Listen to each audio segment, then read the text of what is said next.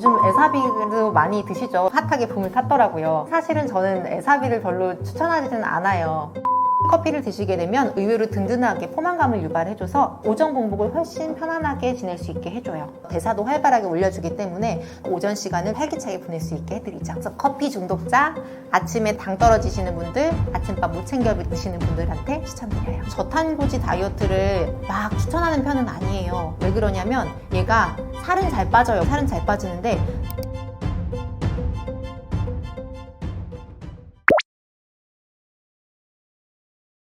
커피랑 같이 먹으면 놀라운 효능을 나타내는 것이 있다는데요. 어떤 효과가 있고 원리는 무엇인가요? 라고 얘기를 주셨어요. 요즘에 올리브오일에 커피를 더한 올리브오일 커피가 굉장히 핫하죠. 올리브오일 같은 경우에는 몸에 좋은 기름으로 기름을 더 태워주는 역할을 한다 라고 하고요. 커피 같은 경우에는 대사를 끌어올려줘서 좀 더 칼로리를 많이 태워줄 수 있도록 한다고 해요. 저희가 저탄고지 다이어트가 한창 유행할 때 방탄커피라고 커피에다가 버터를 넣은 커피가 한참 유행을 했었는데요.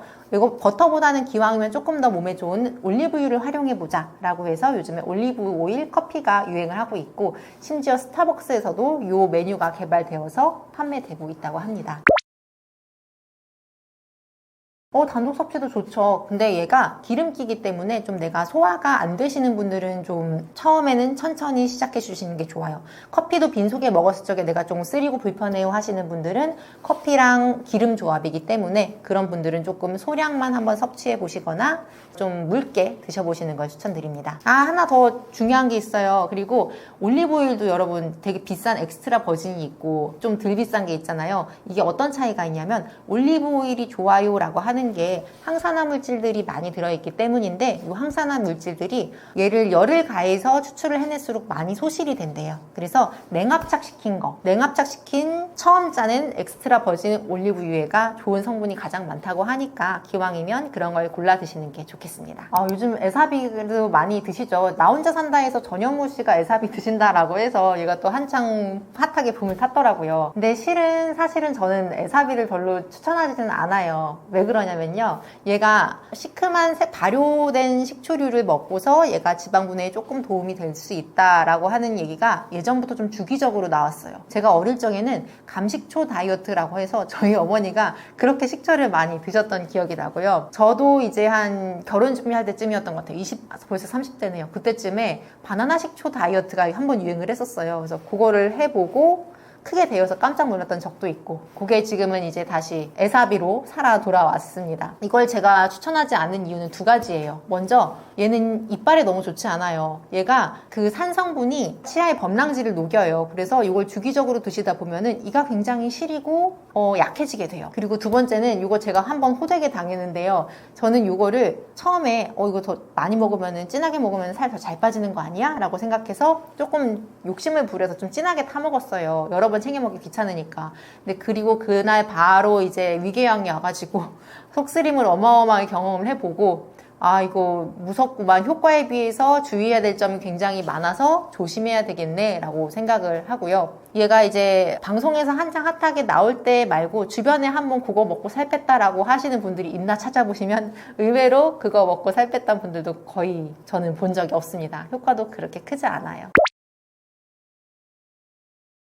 올리브오일 커피는 이런 분들에게 추천드립니다. 아침에 커피 한 잔 꼭 필요하신 분들 있죠. 그리고 바빠서 아침 드실 시간 없어서 아침에 공복감 때문에 힘드시는 분들 있죠. 이런 분들 이제 그냥 출근하셨다가 탕비실 가서 달달한 미스커피 몇 개 때려 드시고 과자 몇 개 드시면서 오전을 보내시는 분들이 많은데요. 올리브오일 커피를 드시게 되면 오일 성분이 의외로 든든하게 포만감을 유발해줘서 오전 공복을 훨씬 편안하게 지낼 수 있게 해줘요. 그리고 좀 더 대사도 활발하게 올려주기 때문에 늘어져 있기 쉬운 오전 시간을 좀 더 활기차게 보낼 수 있게 해드리죠. 그래서 커피 중독자, 아침에 당 떨어지시는 분들, 아침밥 못 챙겨 드시는 분들한테 추천드려요. 올리브오일 커피라는 개념의 처음 출발점이 저탄고지 다이어트예요. 어떤 개념이냐면 우리가 당분은 탄수화물 내지 당분은 최저로 섭취를 하고 그 최대한의 칼로리를 지방하고 단백질로 섭취를 하면은 얘가 몸이 칼로리를 태우기 더 쉬운 상태가 된다라고 해서 저탄고지 다이어트에서 출발한 개념인데요. 그렇기 때문에 저탄고지 식단을 유지할 수 있으신 분들한테는 굉장히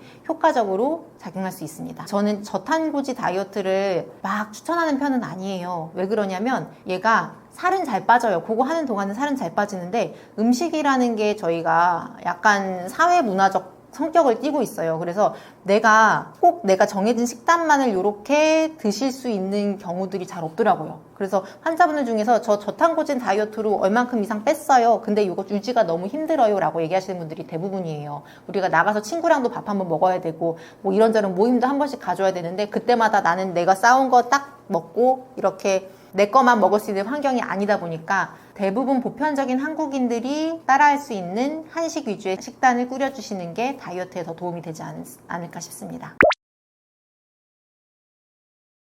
올리브 오일의 장점을 저희가 4가지로 꼽을 수 있어요. 첫 번째는 항산화 효과가 굉장히 좋아요. 그리고 두 번째는 염증을 좀 억제시켜줘요. 세 번째는 심혈관 질환을 예방해 줄 수 있어요. 네 번째는 장 운동을 활발하게 해줘서 장내 환경을 개선시켜 준다고 합니다. 그러면 이렇게 몸에 좋은 올리브유를 저는 근데 커피는 두근거려서 먹을 수가 없어요 하시는 분들은 저는 올리브 오일하고 추천 조합이 또 마늘하고 토마토가 있거든요. 그래서 토마토 스파게티에 한번 올리브 오일을 더해서 드셔보시거나 아니면 토마토 샐러드에다가 올리브 오일을 같이 드셔주시는 걸 추천드릴게요. 빵에 찍어 먹어도 맛있고요. 올리브 오일 섭취를 고민하신 분들께 그래도 요거는 좀 주의하셨으면 좋겠습니다 라고 말씀드리는 게요.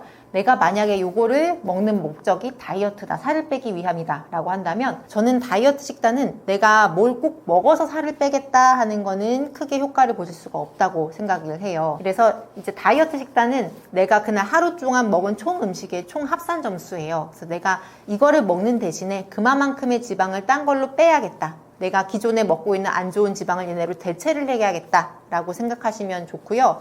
내가 기존에 이미 먹고 있는 식단에다가 이거까지 더 먹는다라고 생각을 하시면 오히려 얘만 해도 올리브 오일이 한 스푼에 120kcal나 되거든요. 칼로리가 더해지기 때문에 살이 찔 수도 있어요. 그래서 이거를 드시는 만큼 내가 다른 거 뭔가를 덜어내고 공복감을 덜어내는 용도로 똑똑하게 활용을 해보자 라고 생각하시는 걸 추천드릴게요.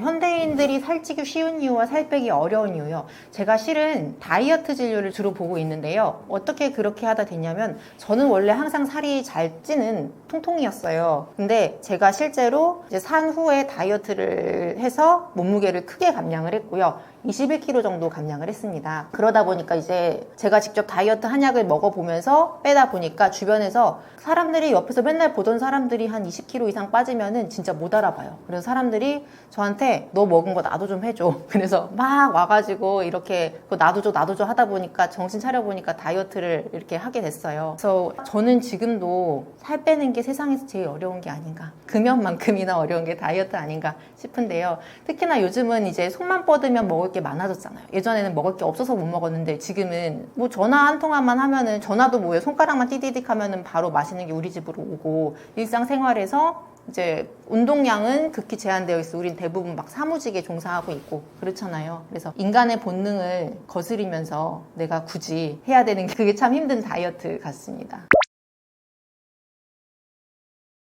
살찌는 줄 알았는데 의외로 살 안 찌는 음식들에는 어떤 것들이 있을까요? 우선은 단백질이 굉장히 예전에는 막 고기 같은 경우 살쪄 이렇게 얘기를 했잖아요. 근데 근육을 유지하기 위해서는 단백질 섭취가 꼭 필요해요. 그래서 예를 들어서 내가 60kg 나간다. 그러면 한 60g 정도 의 단백질을 꼭 먹어줘야지 근육을 유지를 할 수가 있어요.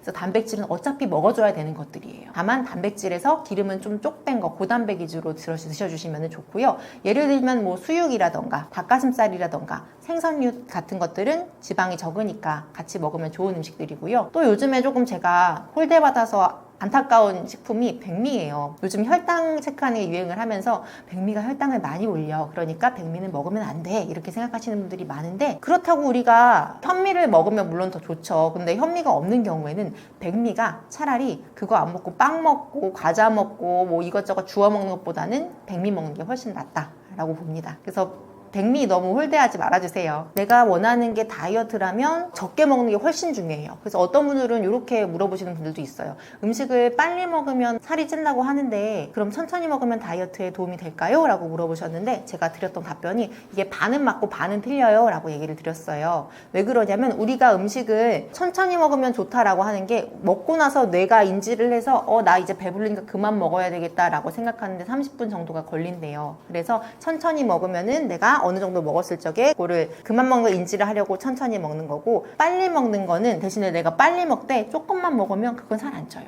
괜찮아요. 저는 그래서 예전에 이제 살 한창 산후 다이어트 할 때 이런 방법을 썼어요. 제가 예전에는 저는 항상 고민이었던 게, 제가 첫째를 낳고 궁금했던 게, 아니 왜 애는 나왔는데 내 체중은 그대로이며 나는 먹는 양을 요만큼이나 줄였는데 왜 나는 70에서 한 69 정도까지만 빠지고 그대로 있는 거지? 이렇게나 음식을 많이 줄였는데? 라고 생각을 했는데, 제가 이제 그때 그래서 결국 한약으로 빼고 나중에 둘째 아기를 낳고 그 당시에 만났었던 산후도우미 분한테 이제 둘째 또 낳았다고 또 좀 부탁드린다고 전화를 드렸어요. 오랜만에 만나서 반가우니까 전화로 이런저런 얘기를 하면서 얘기를 했는데 그분이 그러시더라고, 저한테. 나 그때 산모님 엄청 많이 드셔서 깜짝 놀랐다고 얘기를 하시더라고요. 그래서 저는 제 생각에는 이게 밥 한 공기니까 이 정도만 먹으면 적당하겠지 라고 생각했는데, 하루 종일 집안에 있는 산모 입장에서는 되게 그게 많은 양이었던 거고, 이제 남들이 보기엔 되게 한 사발씩 먹는 거예요. 근데 내 생각에서는 이제 그게 한 공기라고 생각이 들었는데, 제가 이제 임산부 때보단 많이 줄인 거였거든요. 임산부 때 제가 요만큼을 먹으면서 70kg대를 유지를 했어요. 저는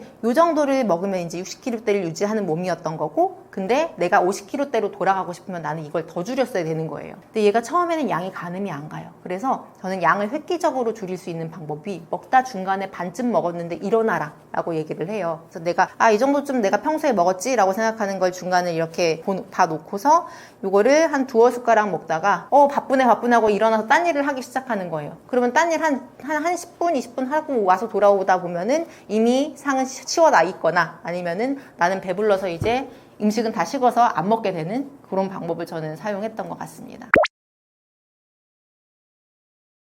요즘에 단백질 쉐이크가 한번 유행을 하면서 땡땡땡 다이어트라고 유행을 하면서 많이 드셨던 분들이 있는데요. 이게 사실은 내가 바깥에서 안 좋은 외식을 먹느니 그거라도 먹는 게 낫다라는 거지, 단백질 쉐이크는 포만감이 굉장히 적어요. 그래서 같은 양의 계란 흰자 내지는 닭가슴살 이런 것보다는 훨씬 배가 쉽게 꺼집니다. 단백질 쉐이크가 처음에 왜 만들어졌냐면요, 이제 처음에는 몸을 불리고 싶은 사람들이 간편하게 빨리 흡수되는 걸로 헬스 마치고 운동 마치고 30분 안에 바로 먹기 위해서 만들어진 게 단백질 쉐이크예요.